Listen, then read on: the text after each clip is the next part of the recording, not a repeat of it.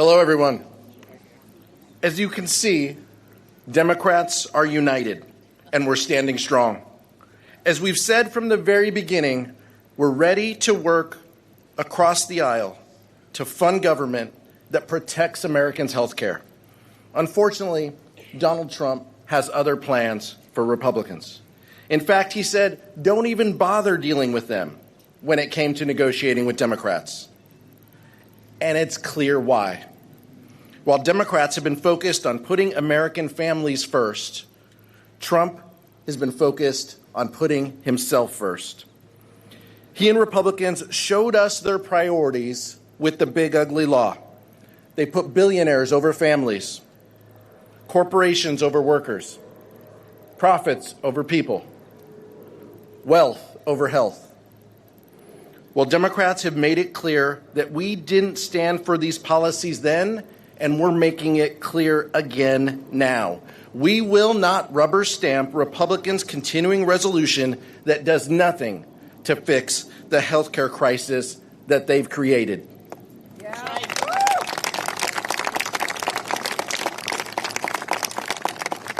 If congressional Republicans fail to act, premiums will skyrocket 90% next year for over 20 million Americans who rely on the Affordable Care Act credits, and over 4 million Americans who will lose health care coverage.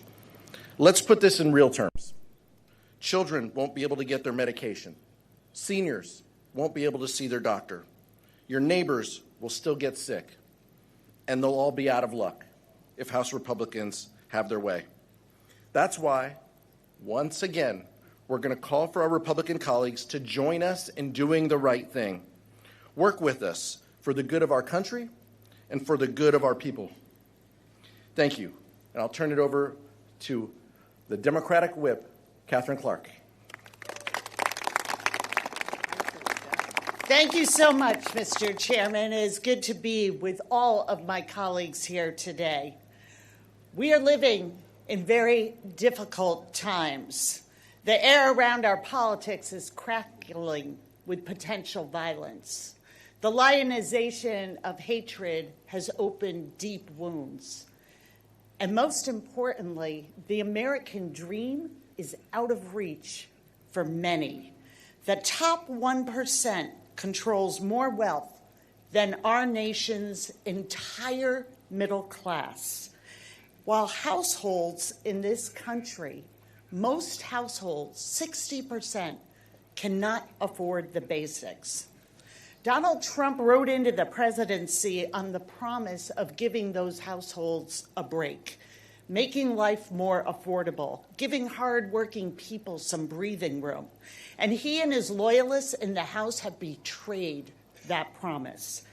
They have made life harder and more expensive, soaring the cost of groceries, clothes, and utility bills. Nowhere is this betrayal of the American people more evident than the Republicans' deep cuts in health care, denying millions of Americans the ability to get the care they need. Republicans have voted to kick 15 million people off of their health insurance. They have stripped Medicare of $500 billion. Today in their budget, they are prepared to cancel the coverage for another 4 million people while they soar premiums for everyone. The Republicans are voting to close hospitals and nursing homes. They are voting to defund cancer screenings, maternity care, and medical research. They are dismantling the public health system that keeps us safe. All of this pain and cost is to give tax cuts to the extremely wealthy. Well, we are here to say the American people deserve better. And when Donald Trump says, don't work with Democrats on a budget, he is saying, don't work for families at home. Americans deserve a lifeline. They deserve to have the tools to build their own success. They don't deserve to be pushed down and left behind. Democrats believe that people deserve health care that is affordable and available. care that is treated as a right and not a luxury item. Republicans created this bill, this budget, all on their own. And if they want to pass a budget that rips away health care, destroys jobs, and soars costs, if they want to make health care a luxury reserved for the rich, they can do that on their own.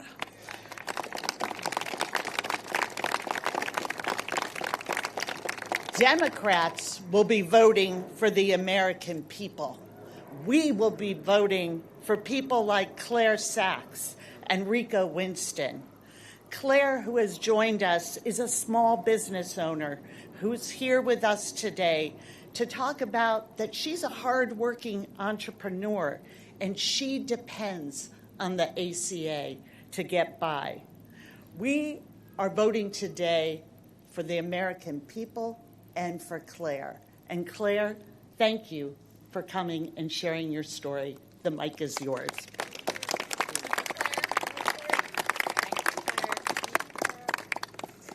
Hi, I'm Claire Sachs, entrepreneur and founder of TPAC Consulting in Washington, D.C.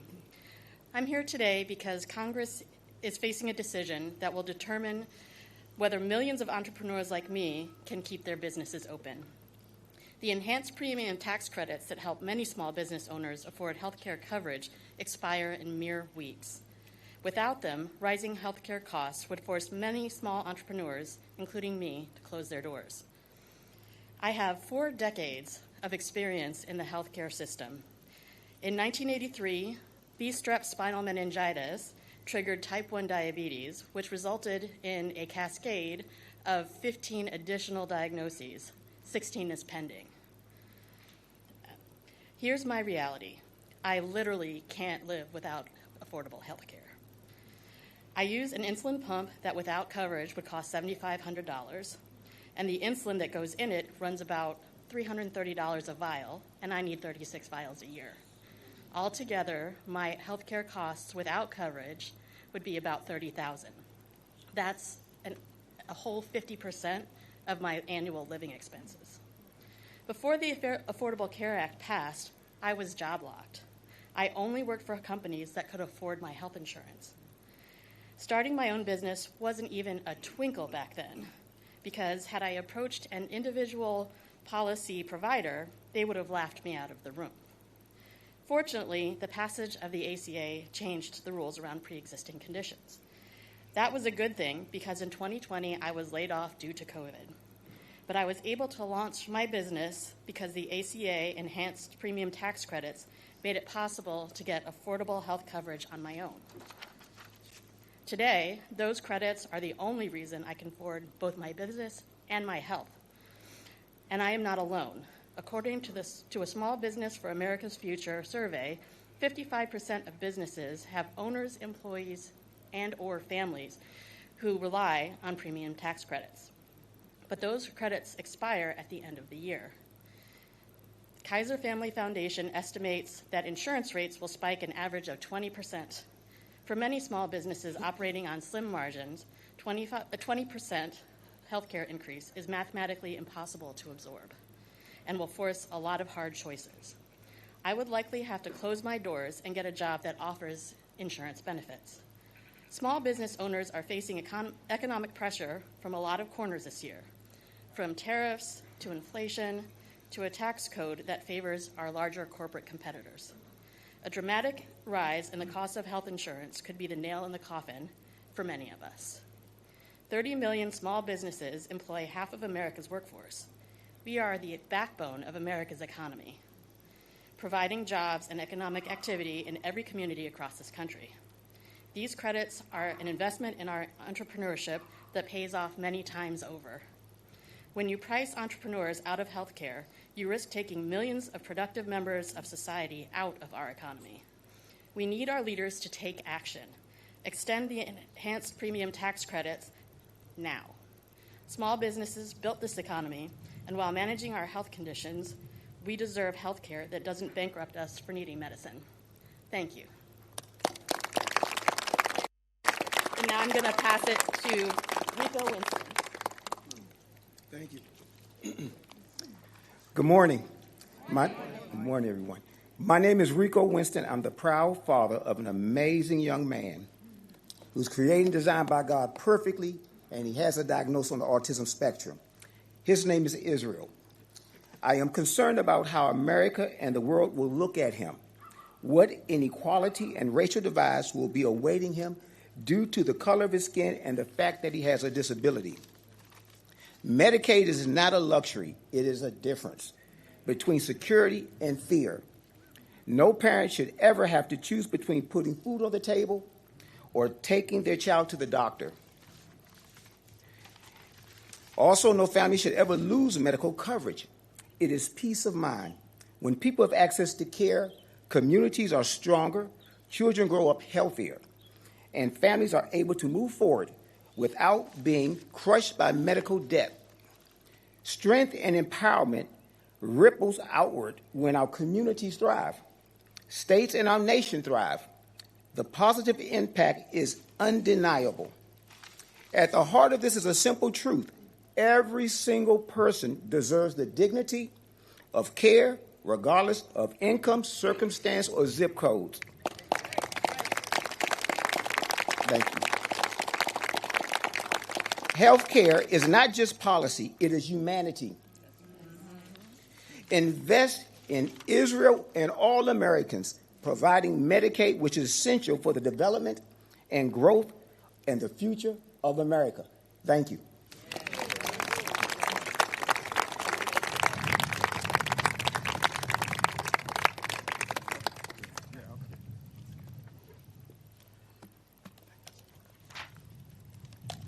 Thank you, Rico and Claire. Good morning to everyone. Thank you for sharing your powerful stories about how important Medicaid and the Affordable Care Act are to you, your families, and illustrating the importance of health care to all Americans.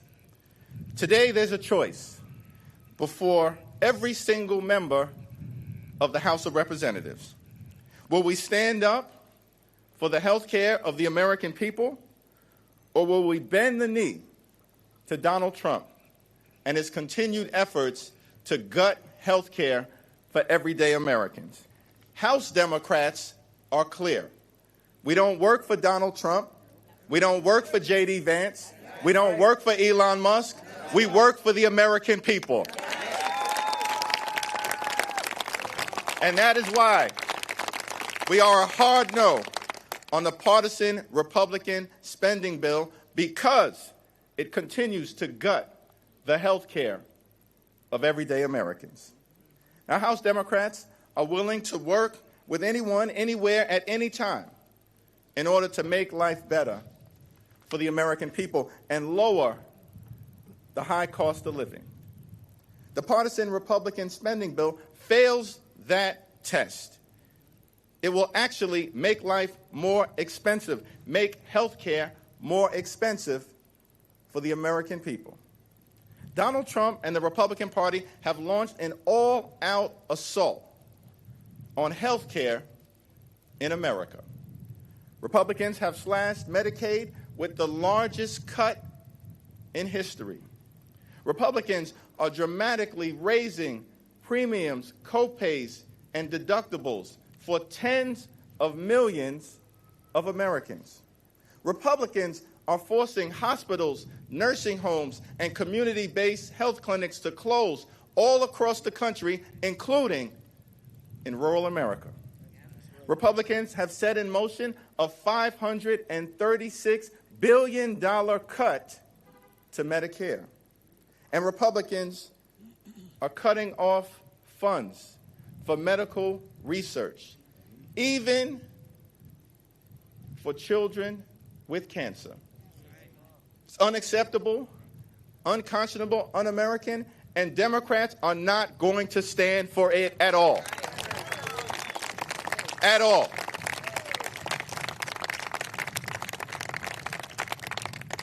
Democrats are fighting hard to cancel the cuts. Democrats are fighting hard to lower the costs.